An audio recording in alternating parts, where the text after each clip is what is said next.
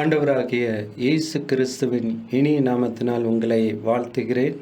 இன்றைய நாளிலும் கூட மத்தேயு 6ஆம் அதிகாரம் 22, 23 வசனங்களை நாம் பார்க்கின்ற பொழுது, கண்ணானது சரீரத்தின் விளக்காய் இருக்கிறது. உன் கண் தெளிவாய் இருந்தால் உன் சரீரம் முழுவதும் வெளிச்சமாய் இருக்கும். உன் கண் கெட்டதாய் இருந்தால் உன் சரீரம் முழுவதும் இருளாய் இருக்கும்.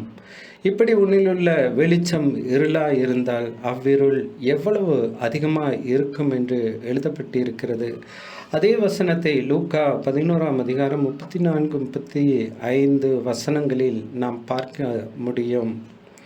இப்பொழுதெல்லாம் நம் வீட்டில் டிவி, செல்போன் இல்லாத ஆட்களே கிடையாது. அதில் எல்லா காட்சிகளும் உண்டு. விளக்கம் சொல்ல தேவையில்லை என்று நான் நினைக்கிறேன்.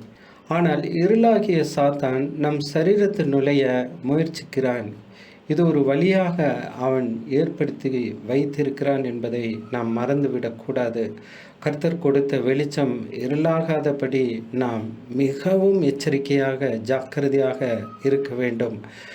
கர்த்தர் சொல்லுகிற காரியத்தை பார்க்கின்ற பொழுது, ஆகையால் உன்னிலுள்ள வெளிச்சம் இருளாகாதபடிக்கு எச்சரிக்கையாய் இரு என்று சொல்லியிருக்கிறார்.